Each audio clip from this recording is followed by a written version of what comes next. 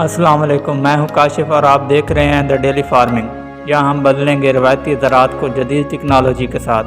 بہترین مشوروں اور جدید فارمنگ کے لیے ابھی سبسکرائب کریں دا ڈیلی فارمنگ۔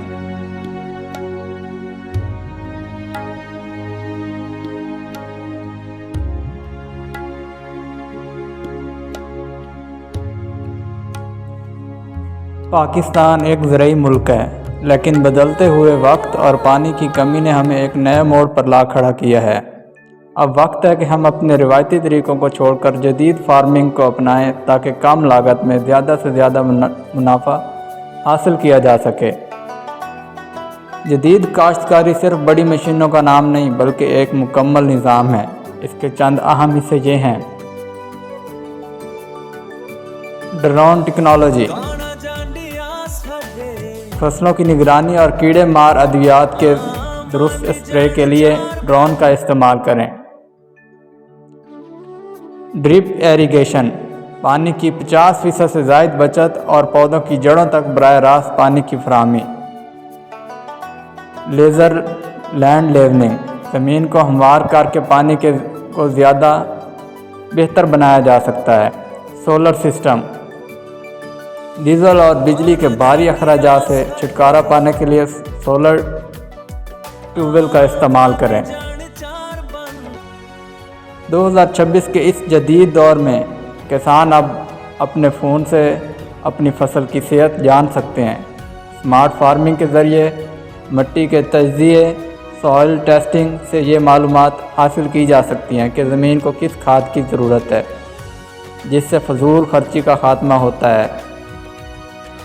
پاکستان میں اب صرف گندم اور کپاس ہی نہیں بلکہ ٹنل فارمنگ کے ذریعے بے موسم سبزیاں اور ہائیڈروپونکس کے ذریعے بغیر مٹی کے پودے اگائے جا رہے ہیں۔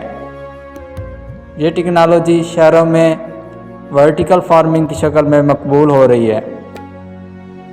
حکومت پاکستان کے گرین پاکستان انیشیٹو کے تحت چولستان اور دیگر بنجر علاقوں کو جدید مشینری کے ذریعے آباد کیا جا رہا ہے۔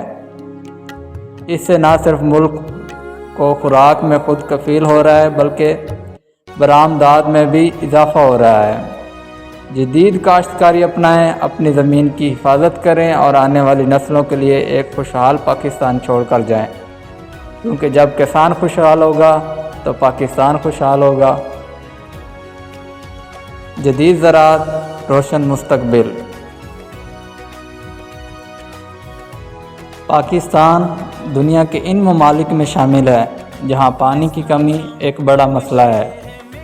جدید زراعت اس کا حل پیش کرتی ہے۔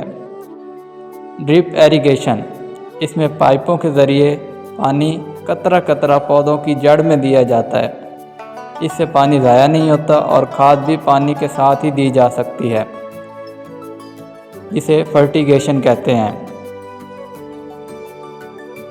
سپرنکلز، یہ بارش کی طرح فصل پر پانی چھڑکتا ہے جو خاص طور پر ریتلے یا ناہموار علاقوں کے لیے بہترین ہے۔ اب کسان صرف اندازوں پر کام نہیں کرتے بلکہ ڈاٹا بھی استعمال کرتے ہیں۔